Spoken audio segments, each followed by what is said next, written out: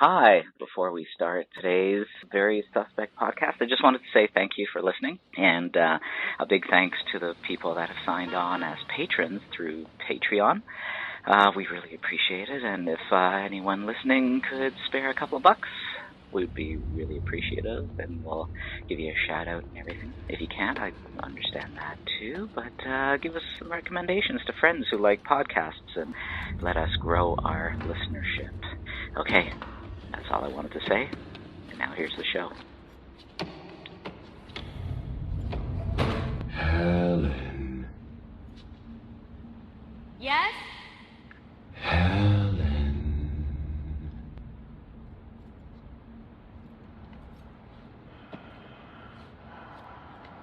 Who is that?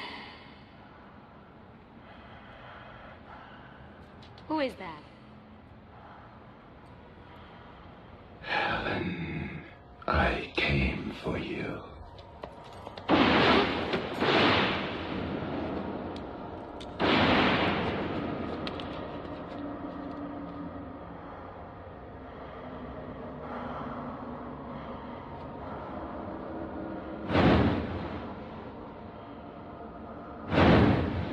Do I know you? No. But you doubted me. I'm sorry, I have to go. No need to leave yet.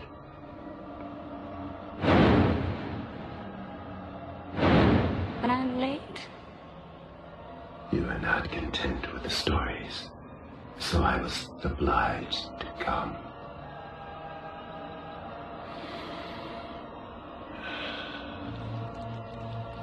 Be my victim.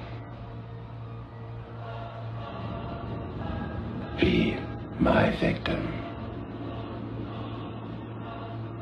I am the writing on the wall, the whisper in the classroom. Without these things, I am nothing. So now I must shed innocent blood. Come with me.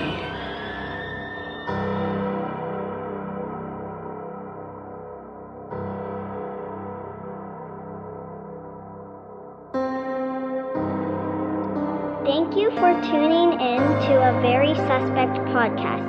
Here's Lewis and Glenn. But, I mean, look at some of the stories. The Forbidden in Books of Blood eventually became Candyman. Yeah. They changed some elements around, but they basically made that out of it. There's a story called The Body Politic, which eventually was turned into that Stephen King film, Quicksilver Highway. Mm-hmm. So they took that story and they altered some elements of it and came up with that. Yeah. On Jerusalem Street eventually came out as Book of Blood, in 2009. So some of these things have turned into features eventually, maybe with some modifications to them. Dread pretty much did turn out very close to the original story when they put it out as a movie. Again, they added some extra characters just to flesh it out a little bit more. Mm-hmm. But it stayed very true to the idea. One I don't really recall because I'm sure I saw it at the time, I just don't remember it, was Tales from the Dark Side in 1986, the TV show, did a Barker story. They did the Yattering and Jack. Yeah. But I don't really remember that anymore, and I have not seen it probably since the time it was initially on. So yeah, I saw it at the time.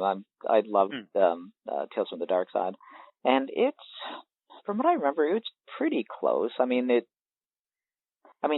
Tales is a very low budget, in depth.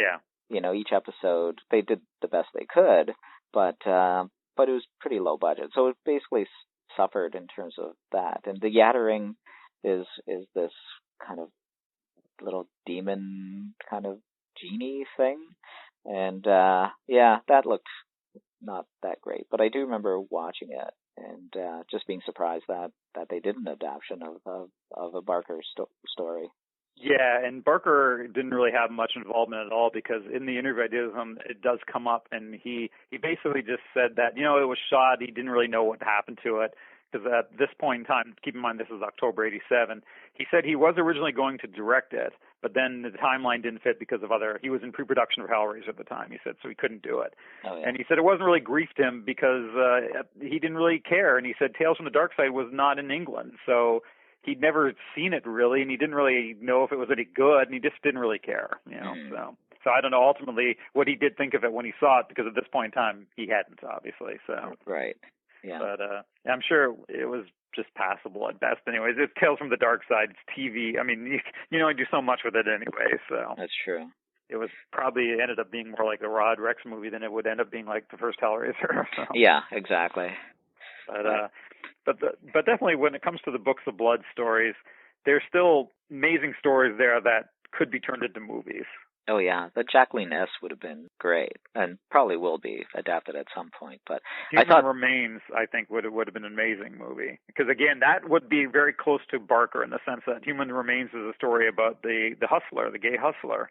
Oh yeah. Who manages to make the doppelganger of himself, which eventually destroys him. And that, I guess, like I said, it was meant to be a movie at one point. It was talked about as well. Like those producers were going to do that. But there's so many amazing stories of his in Books of Blood that could now still be made into movies, and they'd be really great. Absolutely. Well, just a few years ago, they did a Midnight Meat Train, which I thought turned out great.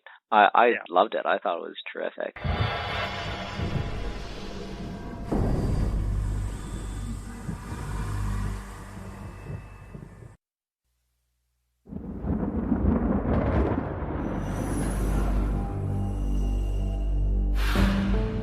What interests you? The city. Because no one's ever captured it. Not the way it really is. That's my goal. That's my dream. Then you're failing. The next time you find yourself at the heart of the city, stay put. Keep shooting.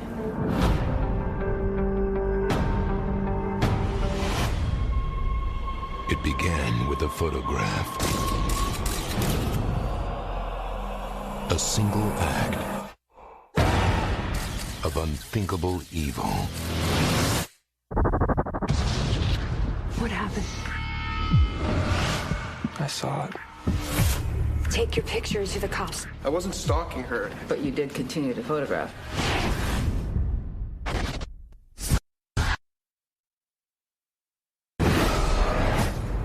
Now, these represent missing people for the last 3 years.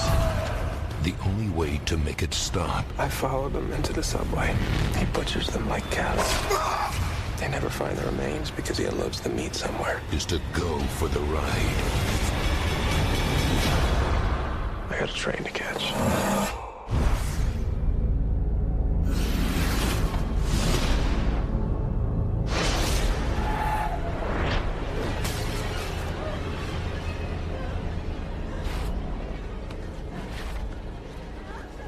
Yeah, again, it was pretty true to the story. I mean, they added some elements, of course, different characters and different plot lines, but they true enough to the movie. They fleshed out the main character. Yeah, you know? yeah. But I thought it looked great. It moved really, really well. It's brutal. I thought it was. But I think that's the nature of the Books of Blood stories, though, isn't it? I mean, they're short, so if you're going to turn them into a feature, you might have to flesh them out. You might have to add extra things to them to give more context and more depth to the main characters and all that. So, I mean, I get that, and I don't think that's really a problem as long as you don't change it so much that it's unrecognizable. You know? Yeah, you have to know what the short story is about fundamentally. Yeah, and then stick to that and everything. I was like Pig Blood Blues. Yeah, I really liked that too. I think that would have made a great movie too, because it's a very realistic setting and everything around it with the school and all that, and I think that could be a really creepy movie. Yeah, it really could. In the Hills, the Cities, I remember really loving a lot, but I don't know if that could really translate. That would be tougher to film. do just because of the insanity of the main element of the plot, you know, and if anyone creature. Well, it's like two towns that basically they come together and they literally assemble themselves into giant humanoid warriors, and they fight each other, you know? Yeah. And so, people get crushed and trampled and all kinds of insanity. But it would just be a CG, blood fest essentially. But it would be very difficult to do something like that and make it look organic. Yeah. Whereas like Dread, or even like Pig Blood Blues, like things like that, you could make those quite realistic. You know. Stick with. I don't know. There's so many short stories that could easily be made, even if not feature films. I mean, you could certainly make anthologies out of these things, you know? Sure, definitely. They could totally do that. Yeah. And I mean, obviously, the good thing about the Books of Blood stories is that, you know, film is great, but obviously they also translated really well to comics. They did, yeah. You know, and that's the thing. At that time period, Eclipse they put out the Tapping the Vein series, right? I think there was, 5 issues of that? Yeah. 2 stories an issue. So, you know, I mean, and that's only 10 stories right there of the whole amount. But then they've also put out a few standalone adaptations as well. Mm-hmm. And, yeah, I mean, it just makes sense because, I mean, Barker's stuff like that, especially for horror comics, especially the fact that they're short stories to begin with, can translate really well. You know, sure, you maybe not have as much detail as the short story is going to have, but you get the general gist of it in you know, however many pages the comic story would devote to it. Oh, yeah. And I think I think the Eclipse did a really good job of those. I mean, of course, when you look back at those Tapping the Veins now, you realize that some of the artists are great and some of the artists are horrible. But, yeah. You know, you look at, like, for instance, in issue number 1 of Tapping the Vein, Human Remains is illustrated by P. Craig Russell, and he does an amazing job with that story. Mm-hmm. In The Hills of Cities is tackled by John Bolton, who also has a really nice style. Yeah, Bolton has, he draws in a very realistic kind of way, you know. Mm-hmm. Very realistic, yeah. P. Craig Russell is more artistic and stylized, but that worked really well with Human Remains just because of the content of the story and everything, with a guy, you know, creating a doppelganger of himself, essentially. Mm-hmm. And P. Craig Russell was apparently, it was advertised at the time that Eclipse was going to put out a standalone of Age of Desire that P. Craig Russell had illustrated, but then apparently it was never published. So I don't know what became of that. But Eclipse also did some standalones of Dread, Son of Celluloid, Revelations. Revelations, yeah. And I think they did a Rawhead Rex, Yattering and Jack split one too. So. Oh, did they really? Yeah. So like, there's a lot. Eclipse did a lot of Books of Blood stuff. They got a lot of that covered in there. And then, of course, you know, Barker started working with Marvel, right, for that Razor line imprint in the early 90s. Which I didn't really read. Did you? Did you read any No, of those? I didn't pay any attention to that. The thing that was more interesting to me was when Epic Comics released Hellraiser. Right, yeah. That, you know, it was new stories created, right, that had nothing to do with the movie, but it was still based on the same sort of idea, and I thought they did a good job. Not so much their Nightbreed one. I didn't think that was nothing special. And apparently there was one later on afterwards called Pinhead. Yeah. That's fine, that particularly. Yeah, there's been some ongoing stories with Pinhead, and to varying degrees. But yeah, the Hellraiser one, it was interesting because they could take, you know, different artists and writers could take that premise and really go for it. So you saw a lot of different Cenobites, and I mean, so obviously some stories work better than others, and like you said, some art works a lot better than others. Sure. And, I mean, I'm just looking at, I think this is issue 1, and there's even a story drawn by Bernie Wrightson, who's my favorite horror artist. And, number 1 of which one? Hellraiser? Hellraiser, yeah. Oh, okay, yeah.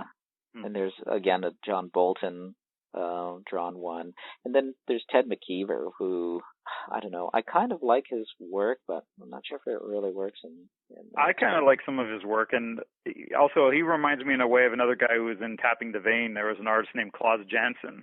Yeah, Klaus Janson, yeah. He kind of has similar sorts of style and everything too, and I kind of thought that was a pretty nice style. Yeah, but you know, in more recent years, in more recent years, you know, there was a company, maybe you're familiar with it, called Boom Studios. Oh yeah, Yeah, well, apparently in 2011 they created another Hellraiser comic. I've never seen it. Yeah. So I don't know, but I mean, that's what I was reading. But then the more interesting thing was apparently what happened after that. 2 years later, in 2013, they worked with Barker to create a new story that I don't know if he wrote or just supplied a premise for the thing or whatever, but it's a thing called Next Testament.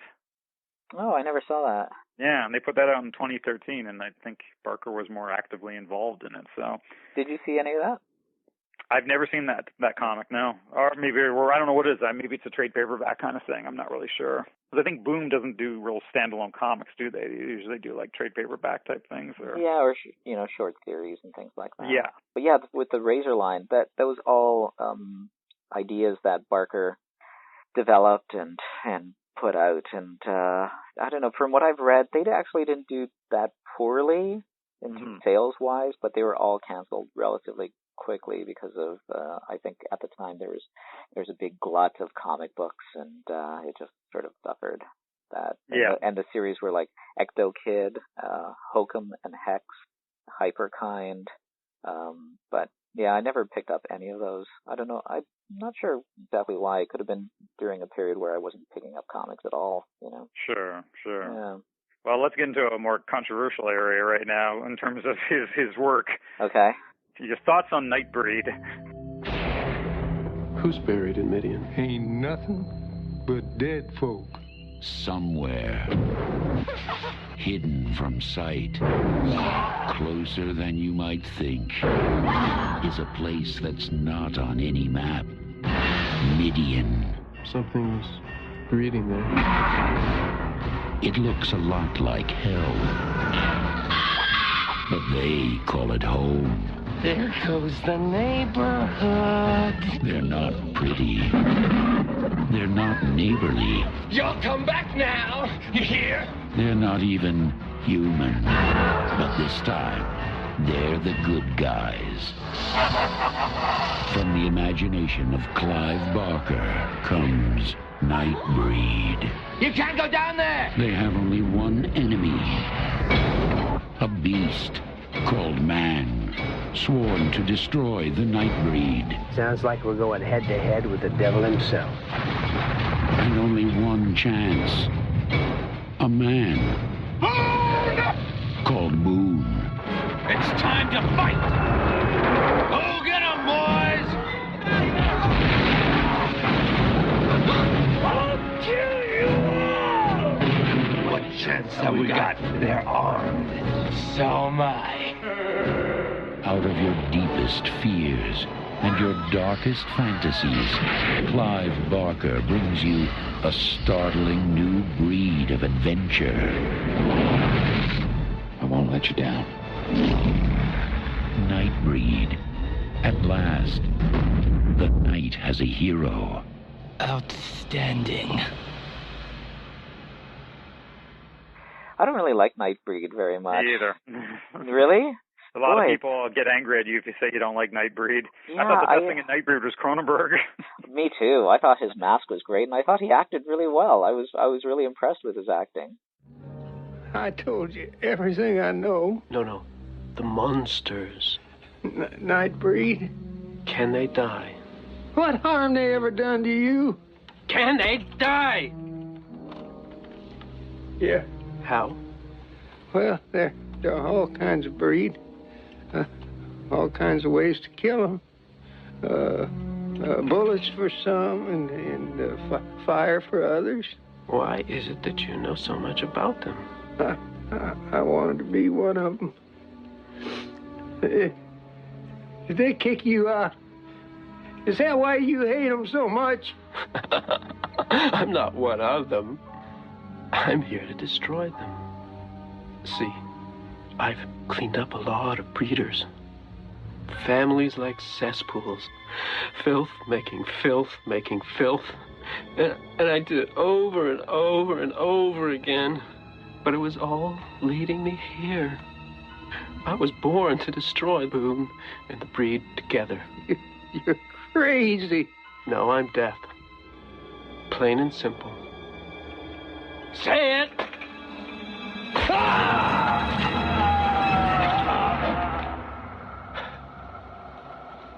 Then don't say it. Yeah. You know? To me, that's because everybody else was so horrible. But he actually seemed like a good actor. Yeah, I don't know. Like, there's a lot of people that really love that movie. What was the lead's name again? Craig Sheffer? I believe so, yeah. Yeah, I thought that guy was hokey as hell in it. Yeah. I thought it was just, maybe just the way he looked. I don't know. I couldn't handle it. I mean, again, I read it before watching it, you know, because it was based on... Cabal. Yeah, Cabal. And I thought, I mean, Barker writes so well, and Cabal worked pretty well. It was okay. one of my favorite of his things. Yeah, but not it worked, a fave at all. Well. I mean, I much prefer the Damnation Game over Cabal. I think they were basically written around the same time. But yeah, Damnation Game I love, and I'm really due to read it again. See, from what I understand, Damnation Game was the first thing he tackled after he finished the stories in the second round of Books of Blood. When he finished apparently those, then he decided, okay, I'm going to do this. But like I said, apparently Hellbound Heart came in between, after the first 3 volumes. He wrote that, then he went to the next 3 volumes, then he went to Damnation Game. And I think once he felt comfortable with what he created with Damnation Game, he thought, I can do bigger books than Weaveworld, right? So, I think Damnation Game would be a great movie. Damnation Game, there's been various attempts at turning it into a movie, apparently, over the years, like ideas, but they never really got off the floor. Right. And I was recently reading online that there is now, I don't even know, I didn't really get too much into it to really see what the information was, but apparently somebody was going to do a movie of the Hellbound Heart. Really? Yeah, that there was talk of that going into production. But the weirdest thing, and this was only announced a few months ago, in April of this year, HBO announced that executive produced by Danny McBride and Jody Hill, there was going to be an upcoming Hellraiser series. Yeah, I read that too. I mean, I'll believe it when it happens, but because people are constantly announcing different projects, and see, but the thing number about of them that don't. Though is, I don't know. With this, I might have a little more faith in that. HBO seems to really like working with Danny McBride and Jody Hill, and they have a good working relationship. And if these guys can sell an idea like that, and HBO has obviously announced it even, they must be willing to do it. I think there's a chance that one could happen. I don't think it's going to fall apart because there's no money. I think if it falls apart, it's because, I don't know, just other problems. Yeah, hopefully it does. I mean, I'd be curious to see what they come up with. Yeah. There was another series. Oh, sorry, go ahead. Oh, I was going to just say that apparently Danny McBride has like real love for that stuff, like loved the original Hellraiser movies and everything, and it felt like some of the ones that had come later on kind of ruined it, the whole legacy of it. So he wanted to do something better. So I don't know what he'd come up with, but who knows? With Danny McBride, you think, what the hell? It'll probably all of a sudden get into comedy or something too in it. I don't know. Maybe there's a way to do it and make it as graphic and as over the top, but still also have some ridiculously dark black humor in it too. Yeah. Who knows? Well, horror and comedy are much closer than people really think. Especially when it's very dark black humor. Exactly. Then you could definitely throw in horror into that. Maybe that's what he's going to do, because that's what him and his partner, Jody Hill, his writing partner and business partner, that's what they create, is this sometimes off-color, sort of dark. It can be violent even, but it's still really kind of creepy. So, I mean, who knows? Maybe they'll find a way to do that. Yeah, that's And true. then you heard about Jordan Peele? Yeah, what's Jordan Peele is apparently going to do another version of Candyman. Oh, Candyman, that's right. Yeah.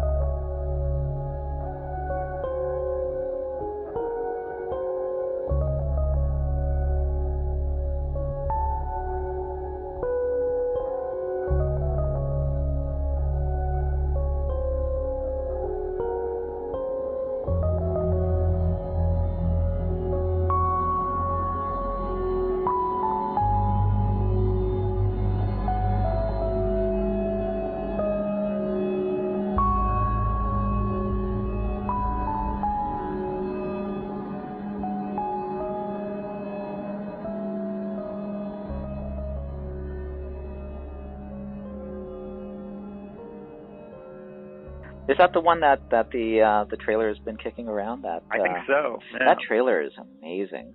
It'd be such a great little, even if you just release that trailer as a short, it was one of the best shorts I've ever seen. Yeah, no, it'd be interesting to see if it ever actually does get finished and come out. But yeah, I think that would be kind of neat, actually. Oh, it'd be great. Yeah. No, I was going to say, like, Barker was also involved in another series, but it was a mini-series, and it was about the history of horror. Remember Clive Barker's A to Z of horror? Or yeah. horror?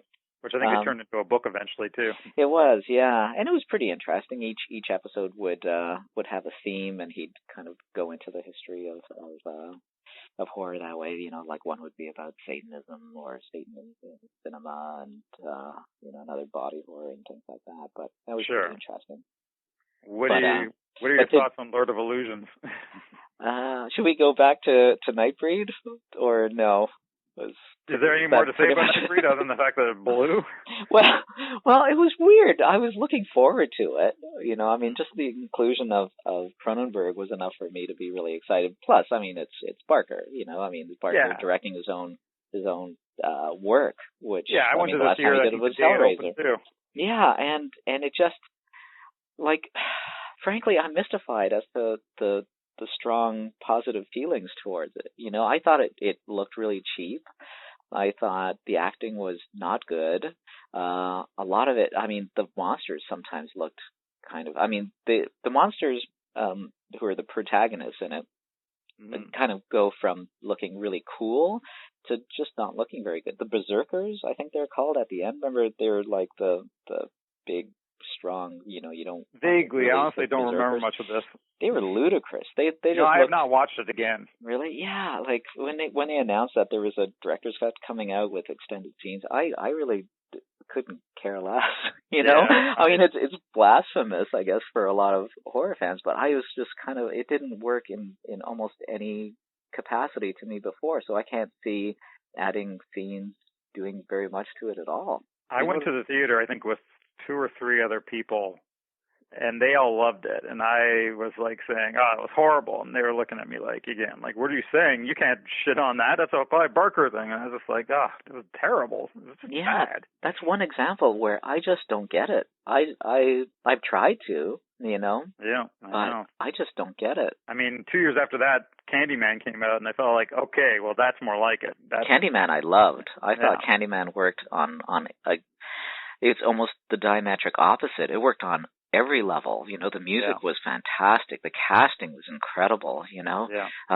The prevailing feeling of dread that Rose accomplished in it was amazing, you know. Like, I just absolutely loved every aspect of Candyman. I thought it was just a great, great movie. It definitely made up for Nightbreed. Yeah. I guess. Like I said, if it wasn't for Cronenberg in that movie, there would have been nothing I liked about it.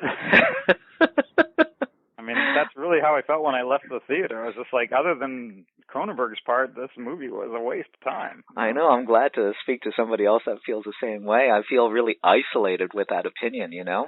Yeah, I mean, any of the more recent adaptations of things from Books of Blood I thought were infinitely better than that movie. Even Dread, which is basically a movie where not much happens, or Book of Blood, but it's still better than Nightbreed was. Yeah. Nightbreed, I think, just looks too corny. It looks too ridiculous. Maybe the problem with that is some of the creatures brought in some weirder fantasy elements and everything, and it just made it all look like, I mean, it looked like it could have been something the Muppets would have did. You know, it was just like, this is just ridiculous. It was like, look at these goofy-looking creatures and everything. And, I mean, that's the same problem with the Hellraiser series, too. As the movies go on, you start looking at the Cenobites and going, this is just getting stupid now. CD face or whatever. You're just like, come on. CD face was pretty crap, but there's some positive stuff to the third one. There really is. I mean, the new Cenobites are not. I mean, CD face was dumb, and Camera Head, I think, was referred to as. That was just stupid.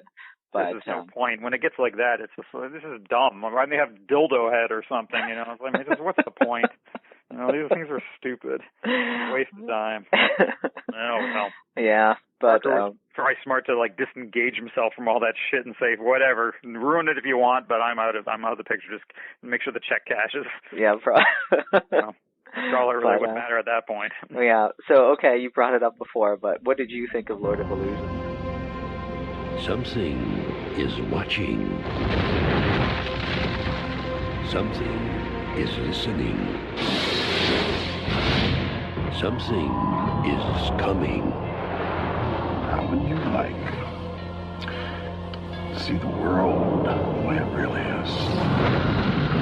What's going on here? Detective Harry Damour is walking a path. I want you to help me. Will you take the job, Mr. Damour? Where do I sign up? Between what can be seen. People are dying here. I want to know why. I've heard a name. Somebody they talk about in whispers. Who? Nix. And what must be feared. Nix is dead and buried. What the hell is wrong with you people? Haven't you seen enough to know that doesn't matter? Now. I don't want him getting in the way. We've always waited too long to have the homecoming spoiled. Every step he takes. The drone. The dark side. Don't like that. Not much. It's your destiny. Accept it. Brings him closer to the truth. You could get into people's heads, make them see things. Terrible things. See, that's his best trick. No illusions, just the truth. Nix is back from the dead. Then he is some kind of a god. In a world where magic is real, death is the ultimate illusion. I was born to murder the world.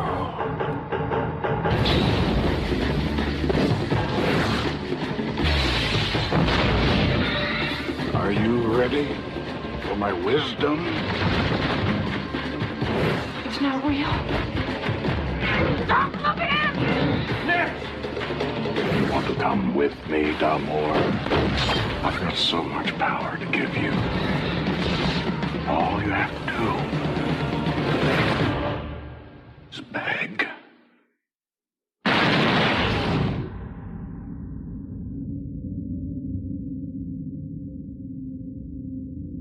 Clive Barker's Lord of Illusions. I didn't really think anything of it. I didn't have the hate for it that I had for Nightbreed, but I just didn't care. I don't know. I was kind of bored. I've only watched it once, so I mean, it was back probably a couple of years after it came out. I didn't even care when it came out. I don't think I was even that interested. It just looked like, eh. You didn't go opening weekend? No, I never went. I never saw it in the theater. No, I did. I went to see it. First on VHS. My feeling was the same as you. It's kind of, it just washed over me. I don't remember it all that well. It didn't stay with me. It didn't linger. I don't really find that character all that interesting. No. I know I'm supposed to, and I like elements of him. Like I like the fact that, at least the way it's written, I can't remember it in the movie being this, but in the way that it's written, like I can't even remember his name. Do you? No, I don't remember anything about that movie other than the fact that it was just kind of like, eh. Yeah, it'll come to me. But he has things tattooed, like a magic protective symbols tattooed on his body and things like that. And I think I'm supposed to like him a lot more than I do. And frankly, he's kind of a nothing character. Yeah. To me, but he's featured. I mean, we'll get to it, but the most recent book that Barker released was the Scarlet Gospels, and he's a big part of it. Okay. Him and Anyway, Lord of Illusions was. I guess I should see it again. And like you, I didn't have the complete kind of negative feeling towards it the way I did with Nightbreed. But I think maybe it's because with Nightbreed, it was like I saw it as such a hugely missed opportunity. With Lord of Illusions, it just was kind of there. I know. It was very good. Yeah. And the two things that followed that, actually, in the early 2000s, I've never even seen. No? 2002, there was a movie called Saint Sinner, and 2006, there's The Plague. No, both of those were made for like cable or something like that. Probably, yeah. I've never seen either of them. Yeah, I haven't seen that. But Barker was involved in something before that. Which one? He was an executive producer of Gods and Monsters. Oh yes, that's right. Yeah, which I don't know if you've seen, but I haven't. No. But that's not even based on the original material from him. That's just something he produced. It's not, but you could see it being pretty close to his heart because it has to do with James Whale and the relationship with him being a closeted homosexual in Hollywood at a time when you just weren't allowed to be that, and Brendan Fraser was his, I think he's a gardener or he's an assistant of some kind, and they develop a relationship, and it's a great movie. It's everybody's great in it, and it's really well worth watching. And you can kind of see elements of the story really appealing to Barker. Okay. But yeah, it was well worth seeing. But yeah, with the Sinner and The Plague, I mean, I don't know if he even supplied like the original storyline ideas for it, then let somebody else write it. I'm not really sure what the deal with those films is. I don't know. But yeah, getting back to the books for just a second. After before even Cabal, he released Weaveworld, which was, I think, it's a dark fantasy. Quite big tome, but I loved it. I thought it was great. And I'm not even a dark fantasy guy, but there's enough horror elements in it that really satisfied me. Yeah, I had an easier time with that, not so much with the follow-up Great and Secret Show. That was a little bit tougher. Yeah, it was. Well, with subsequent ones, it's not every book of his, but with subsequent books I've discovered, or my feeling towards them is that he's utilized the same tropes again and again, where he has a protagonist, and the protagonist will discover something. It could be a tapestry, it could be whatever. It's an element, an intertwiney element that when he unfolds, it brings him to a different world. He kind of like screws everything up in that world, and he has to go about kind of mending what he's destroyed. And you see that several times afterwards, starting with Weaveworld, which I thought was great, but I don't know, it got to be a little too much, because not the last book, but I did read Cold Hard Canyon, which again took place in or part of it takes place in classic Hollywood, and it's this big tapestry in this old abandoned house, and you go into it, and it's the same ideas. You go into a different universe, a fantasy, dark fantasy kind of universe, and things kind of get all buggered up by the protagonist. It's too much of the same for me. Yeah, no. I've never really paid much of attention to most of those books, frankly, past the Great and Secret Show. I was kind of interested in that one that he did not too long ago called Mr. Be Gone, I think it was called. Oh, yeah. Did you read it? I never read it, no. It sounded kind of interesting in its story idea, but I never got around to reading it. And nor the Scarlet Gospels, which I have a little bit of interest in, but... Yeah, Scarlet Gospels wasn't bad. It just wasn't up to the same level of writing skill and interest as previous things, which is too bad, because it does deal with Pinhead, and it deals with him in his home ground, and sort of the politics of the Cenobite world, and maybe that's the problem. Maybe ultimately he's just sick to death of Cenobites and the whole thing. Maybe, but then maybe he shouldn't have kind of tackled it. And the check looked good, probably. Yeah. A friend of mine kind of lent it to me, or gave it to me, and said his opinion was that it kind of read like a fan book, and to a large degree, it does kind of read that way. Better than that, but the character's name is Harry D'Amour. Yeah. And so, yeah. Maybe he really, really deep inside didn't really want to do it, but he knew that people wanted this, and he probably figured it would be a good seller for him, and, money's money. Possibly, but, you kind of think it's probably more than that. He probably did want to tackle it to some degree. I know that he really likes Harry D'Amour. He stated that many times. That's his character of choice. And in this one, that character with a few other people go into hell and has to confront Pinhead, and just there's elements of it that I liked quite a bit, but ultimately it was a little unsatisfying to me. Yeah, anyway. That's the problem too. Writers get older too, and they're probably less inspired than they were when they were younger in a lot of cases too, and they might have to slog through something just because they know that the fans want it. Yeah, I guess so. He probably felt like, I got to do this. I'm sure now that it's done, he's probably not thinking, I got to do some more Hellraiser stuff now, some more Cenobite stuff. I'm sure he's thinking, it's finished now, it's done. Yeah, that's true. In terms of the Cenobites, everybody knows that he kind of lost the rights to the Cenobites to, who was it that released it? Was it New World, or? Yeah. Because way back in 2001, do you remember the Todd McFarlane Tortured Souls series? Yeah. And they were essentially new characters, but they were very much like modeled after Cenobite. For sure. You know, I mean, it's the tortured body, even, you know, the hooks and everything about it was complete Cenobite. And in each figure, I think there were 6 of them, and each one had a little chapter for a book called Tortured Souls. And apparently it was all collected and released, but it's been out of print and way too expensive. I never opened mine to read the chapters, so I don't know how it reads. I mean, the characters are interesting, but like we tackled before, the premise of the Cenobite and the whole idea, even if you don't call them Cenobites, is pretty strong. So you can just let your imagination run loose and you know, tackle. But I gotta wonder, even with something like, let's say that HBO series does happen.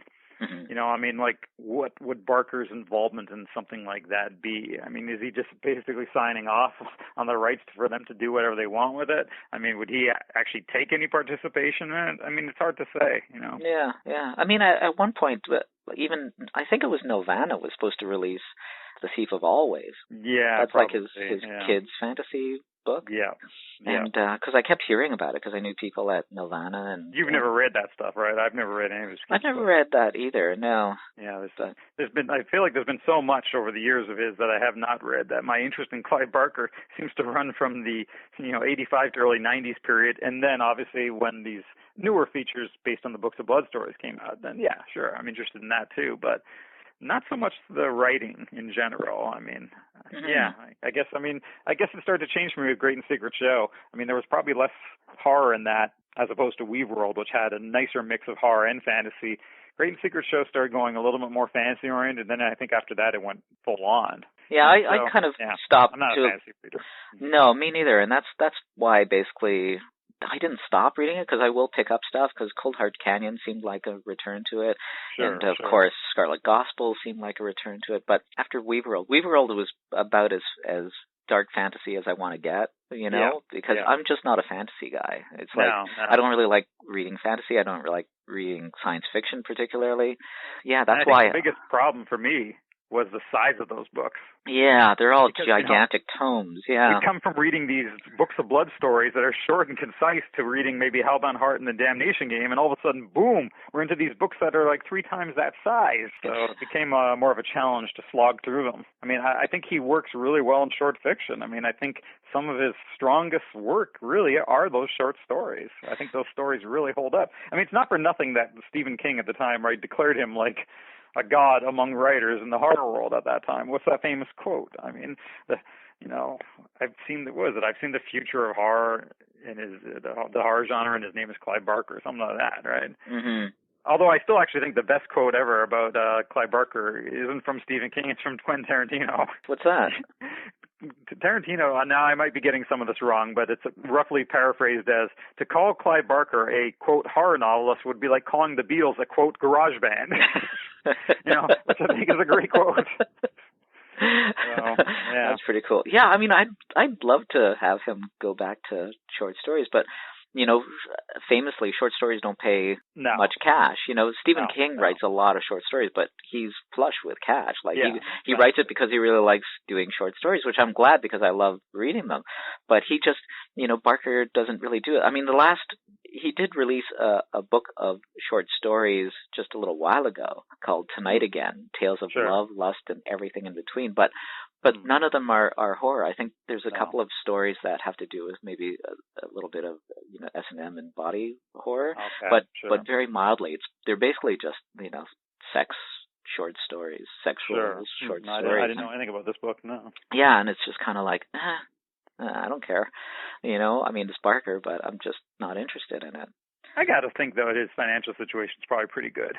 Oh, I think so, yeah. I'm sure if he wanted to sit and write a book of short horror fiction, he could, and I'm sure it's not like, if I do this, I'm going to be living in the street.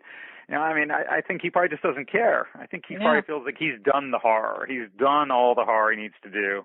He wanted to tackle fantasy, then tackle kids' things. He's done all these different things. He seems to be more of a dark fantasy guy anyway, but... And now he's a senior citizen, so, He is, yeah. Well, he has said in certain interviews that I've read that he really focuses. He really likes focusing on the art because it's immediate.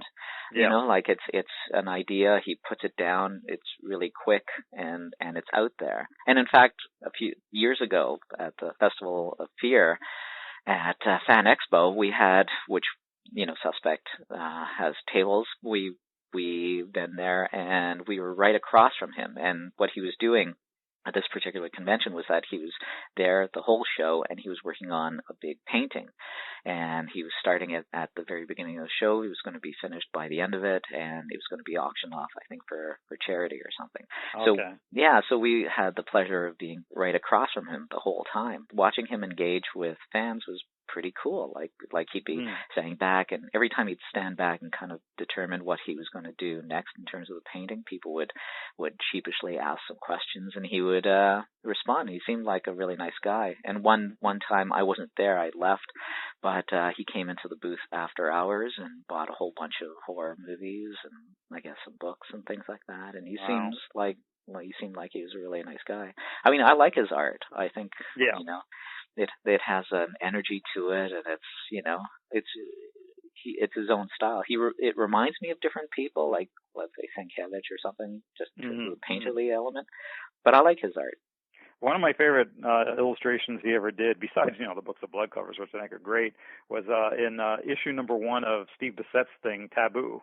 I do remember Taboo. He wrote an intro for the very first issue, and but he also ran some artwork in there. And there's a full page piece that I've always loved as one of my favorite pieces of it. It's sort of like a demon creature standing on top of another character who's kneeling, and that character is blindfolded, and this demon creature is sort of wrapping some rope around the character's neck, and his eyes are covered. Do you know the piece I'm talking about? It's just black and white piece, and it's really cool. I don't know that one. Demon creature with these a lot of big teeth, sharp teeth, and he's got one of his feet are on the character's head, and the other one's on the character's back, and he's just sort of tying this rope around his neck, and the character's blindfolded. It has this S&M quality of it too that you'd expect from Barker, but it's a really cool piece. That's pretty cool. And, it was in Taboo number 1.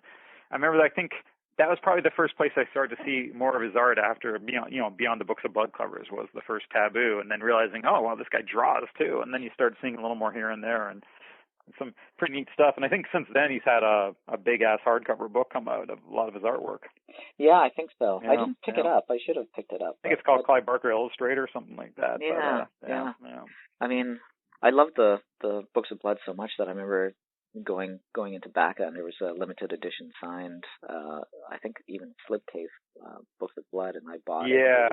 It was way too expensive for me at the time. It was probably only like $40 or something, but it, I know. I wanted it at the time, and I was like, nope, stick to the pocketbooks. Yeah, I picked it up. I thought it was really cool. Do you remember? Like, you've seen him, and you spoke to him and everything. Do you remember the first time you heard his new voice? Like that raspy... Yeah, I couldn't believe that, yeah. You can be in a certain mood for painting when the only thing you want to do is go and paint.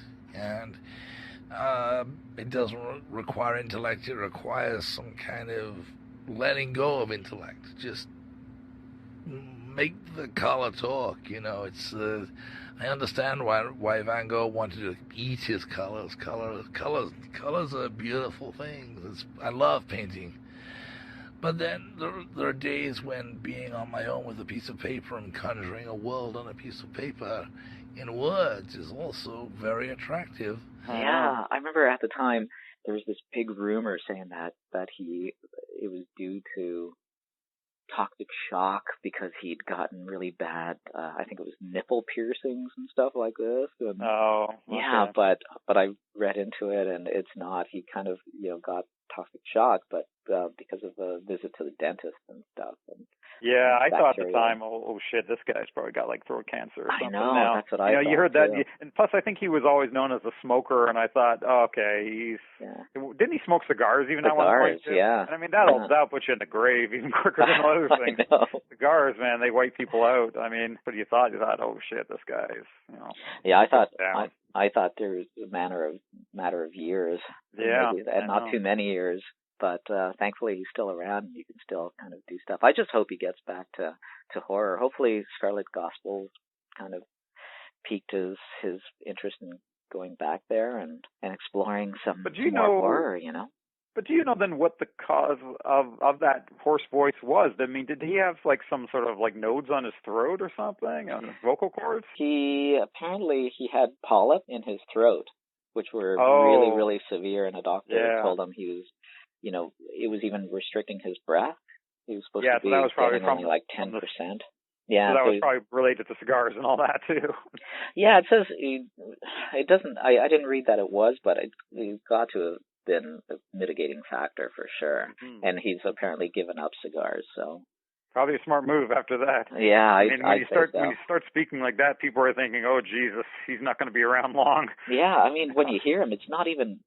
I wouldn't even classify it as gruff. It almost seems labored, you know. Yeah, you sound like you're gasping to get words out. You're like, yeah, like, terrible kind of thing. God. No, first time you saw him in interviews and things like that, you're going, oh, Jesus. Yeah. He's not going to be around long. But, he's 67, he's still around. I know. We need to return to some more Books of Blood. Yeah. We can hold our breath for that, but that probably is never going to happen. Yeah, probably not. And then maybe it would be a bad idea. The fact is he's moved on from that so far, to other areas of writing that maybe he couldn't actually go back to that. Maybe that he needed to be a certain age at the time, to be able to come up with that kind of stuff. Maybe he's moved on from that, That's true. Sometimes it's hard to go back to things like that you did 35 years ago. Nearly 40 years ago, you started writing those stories. Yeah, you're interested in different things. And yeah, he was young then, and he probably wanted things to be more visceral and extreme, and, maybe he doesn't care so much anymore about that.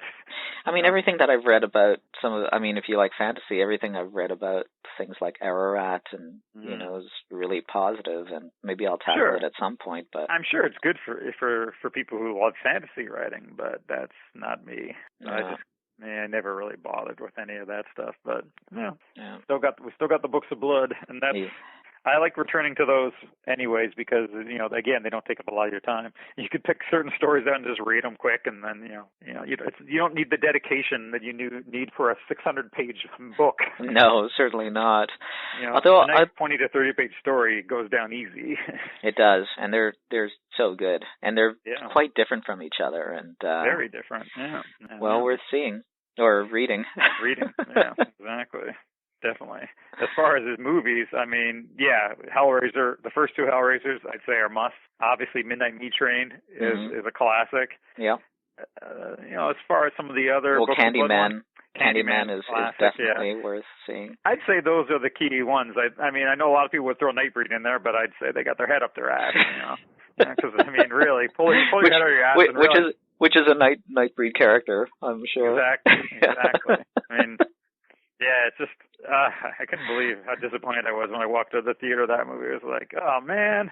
Yeah. It was horrible. I expect more from the guy who created Hellraiser. Yeah. But it was just bad news. I wonder if Barker looks back at it, too, and says, oh, Christ, that one got away. Completely got away. It was one thing when it was Cabal, and then it was a whole other thing when it was turned into that. I don't know. Maybe that was a thing, too. Maybe Cabal was also the beginnings of him experimenting with fantasy elements, and then so all of a sudden trying to take that and turn that into a movie. Some of it's going to end up being cheesy looking. Technology was more, there was less they could do back then, right? And so technology wasn't really working for a film like that. Some of the things look ridiculously cheesy. In particular, just the backgrounds, like the Nightbreed environment itself looked really cheap to me, and even the cemetery that is the doorway into it looked cheap. Like everything looked really It all cheap, looked cheap. You know? They didn't have enough of a budget to do it. God, a movie, Alex Winter's Freaked looks better, and it looks the same kind of idea, ridiculous looking creatures and that kind of thing. That was a better movie, way better movie. And Nightbreed was just like, I don't know what was going on in that thing. Like I said, other than Cronenberg, it was kind of a just an endurance test to sit through it. And that's why I have not seen it since. I saw it then once in the theater, and I have not watched it again. I keep meaning to maybe revisit it. Maybe I'll change my mind. I can't see it happening, but it's possible. Well, that extended version that came out, maybe that does make it a drastically different film, but it's still can't take away from the fact that the creatures look stupid. Like you say, some of the effects just don't look good because they didn't have the budget to do it, and technology wasn't working as well as it can now to make that stuff look better. Mm-hmm. So a lot of it just looked tacky, kind of like the character in Rawhead Rex. I mean, in the movie, it just looks stupid. Like he said, it wasn't supposed to look like a giant ape with the physique of Arnold Schwarzenegger and the tits of Jane Mansfield. It's like, but that's what you ended up getting. Well, what are you going to do? What are you going to do? But ultimately, Barker, he's had a great career, and he's dipped his toes in a lot of different types of things and been very, very good at all of them, even if some of them are not to my liking. But, not the kind of things I would want to deal with, like a kid's book or whatever. I mean, even if it does have darker elements to it, it's still a kid's book. So, exactly.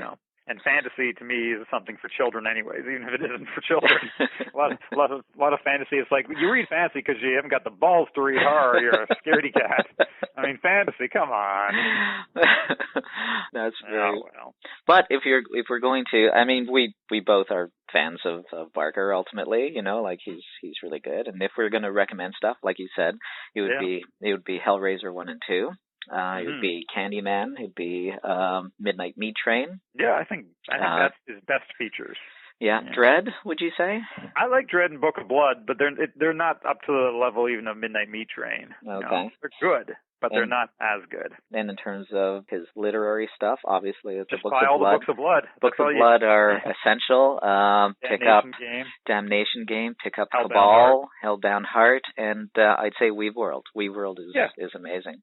So basically, we're basically talking about stopping in around 1988 or 90. Pretty much, like yeah. I mean, the guy was on fire, obviously, in that decade.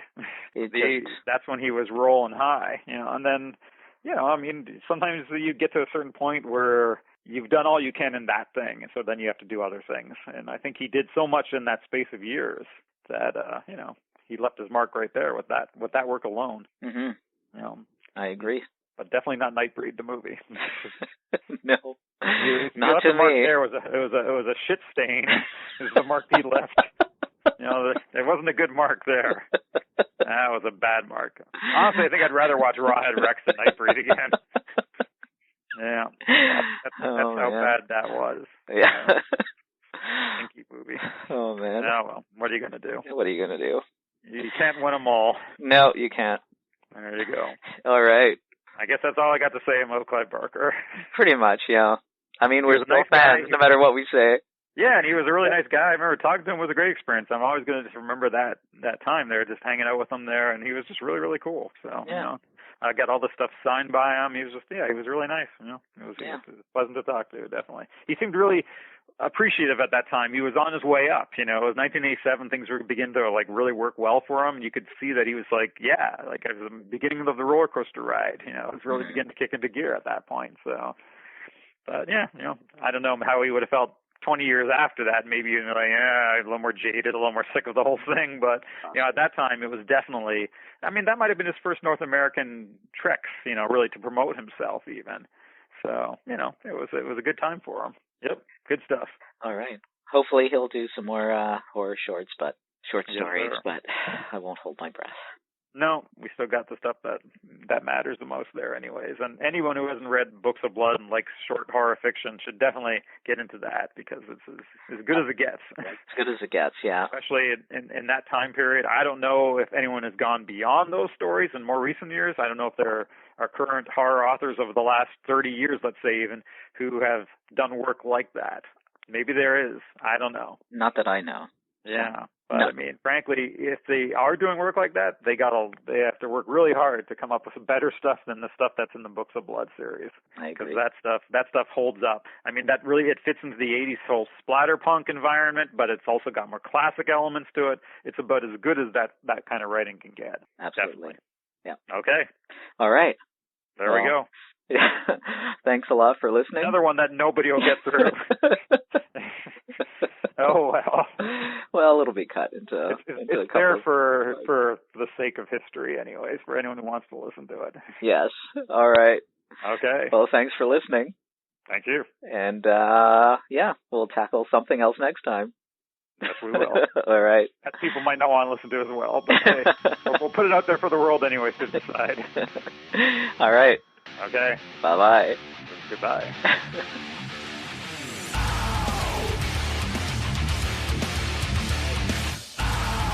Thank you for listening. Music is played by Trigger Warning. Check out their Facebook page.